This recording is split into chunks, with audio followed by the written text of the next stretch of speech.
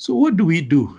There are three best practices, or let's say three approaches that you will find if you study this issue. Three basic approaches. Of course, how exactly you apply each approach will depend on context. But first, there is this by a man called Jacob Kounin. Some of you may know Jacob Kounin, quite famous American educational psychologist in the 1900s, wrote quite a bit in the 1970s, died in just before 2000, I think 1995 is when he died. Jacob Kounin. And he talks about withitness, that we should be with it. And the idea here is that we are aware all the time. We try to be aware. We try to notice things that are happening in the learning environment with our students. We notice that they're getting angry. There's one student who is looking a bit agitated and so on. If you know what's happening, you're more likely to work out what is likely to happen, to predict, anticipate disruption, and therefore you have a better chance of addressing the disruption. Be with it. Withitness is what he says. Or a better term is effective transition management. So the idea is to anticipate what's about to happen, try to minimize downtime when it happens, okay, and reduce the opportunity for disruptive behavior. The most typical thing is to notice your students are very agitated. Maybe they are not even paying attention. Maybe the class before yours was quite emotional. Something happened. Things are not working. They are not paying attention. You could give them a break. Just anticipate the behavior. Give them a short break. Let them come back after 5 minutes or 10 minutes. And chances are that they'll be calmer. They'll be more reasonable. They are more likely to listen to you. Jacob Kounin says that one way is to always give clear instructions. Let the students know what is expected of them. Try to maintain a certain flow from one activity to the other. Keep timings, the introductory part, the presentations, the Q&As, the group work. How many minutes should it be? Because then you can say, hey, okay, enough of the group presentations. Now we have to go to the last part where I summarize what we've done. So this type of explaining what is expected, what's about to happen, helps a lot in maintaining momentum. This is the Kounin model. Then Paulo Freire is quite famous, Brazilian educator and philosopher. Many of you know his famous book, Pedagogy of the Oppressed, critical pedagogy. He is the democratic approach man. He talks about getting students to participate. Ask them, okay, so you don't want to have the cat next week? Okay, let's discuss this. Since we must have the cat anyway, sooner or later, can we come up with an agreement here? Which day would you be more comfortable? Not too close to the next cut, which has to be done mid next month. When would you feel and try to see if there is, you can give them a bit of room. Let them participate in decision making. Yeah. Okay, these groups are not working. Why don't we do this? You nominate 3 group leaders, and then the group leaders will elect or select or nominate people, and then the next group of people will nominate the next, and so on, so that these groups are formed by you. And then you set down the rules. There has to be gender balance and I don't know what. But let them participate. Okay, dialogical education, critical conversations. co-constructing norms and values. That's the Freire approach. The idea here is that you are going to have less disruption if you use this approach. Also, if you have disruption, let them participate in resolving these disruptions. And then there is the assertive discipline approach. This was looked down upon in the 20 years ago, I think. Very few people were talking about this, but it's now coming back.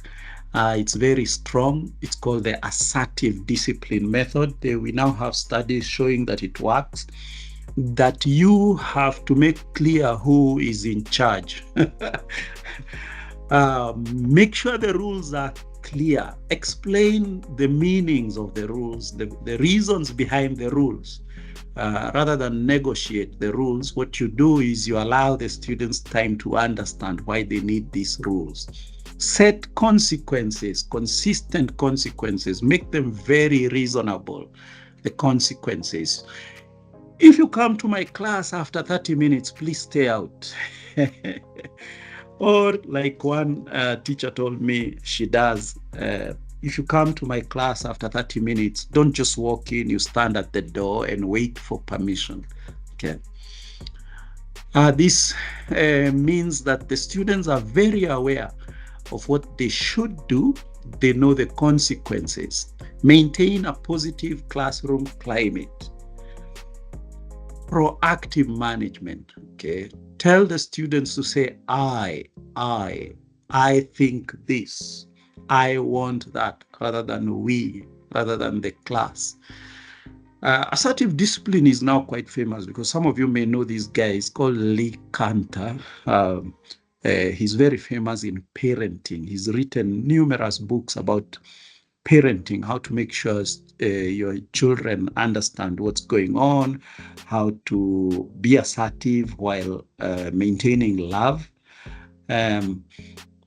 I have the books that he has written, Assertive Discipline for Classroom Management and the one for Parenting. If you are interested, they are very, very good books.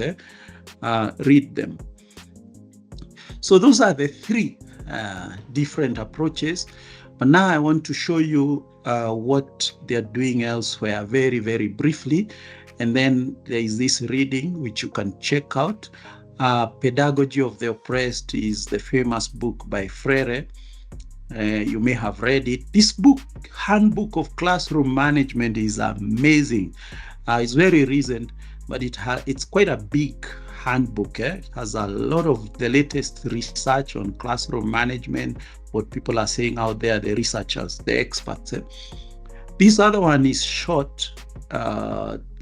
She's called Dr. Catherine Deering. She's written a very interesting article in the College Quarterly. I think it's Canadian. Read it. It has some tips, especially if you don't have time to go into all these theories and so on. You want something you can do tomorrow in class. Check out this one. If you need this assertive discipline book, I have it. If you need the one for parents also, I can give to you. I want to finish by showing you what Stanford and Harvard and University of Washington are saying very briefly. Okay, so this is Stanford University. They have some rules there for handling classroom discipline, how to handle classroom disruptions. They give the purview, the responsibility to the lecturer to determine whether an activity is interfering with learning or not. Okay. But notice that they give a telephone number there for an emergency situation, what I call major disruptions. Okay. They advise that their lecturers establish norms and commitments. Okay. And that, as you can see, is a Cantor. It's the Cantor approach. Have a plan for how you will approach disruptions, a bit of Kounin. There, be prepared with what you would say in the event of a disruption. Think about what you would say if the disruption continues.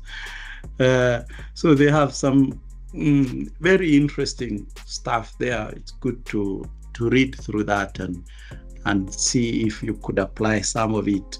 Let me show you briefly also the one from Harvard. Okay, so this is Harvard.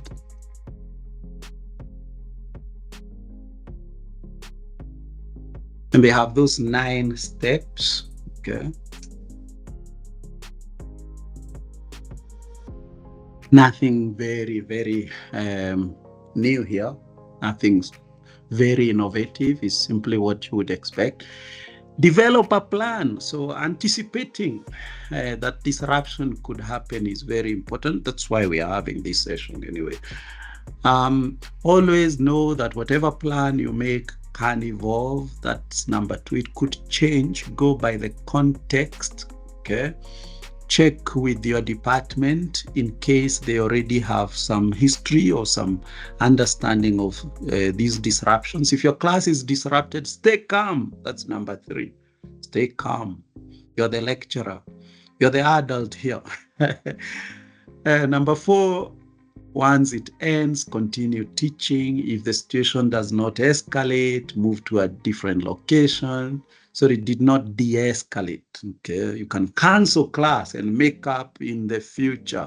Number 5, if the students stage a walkout, whoa, that hasn't happened to me. But you remember the little video we were watching at the beginning? There was a student who walked out of class in SLS, and it's there in YouTube. You can choose to mark that student absent. Okay. In the attendance register, just mark that absent. That could be, if it's not too serious, that could be enough consequence. Number 6, having a phone number in case of major disruption. Who would you call? Do you have the security, our security office numbers? Okay. You may refer disruptive students to the administrative board of the relevant school. If you feel upset after the event, well, your class may too. Okay, we are human beings and our students can really upset us. Let's keep fit mentally.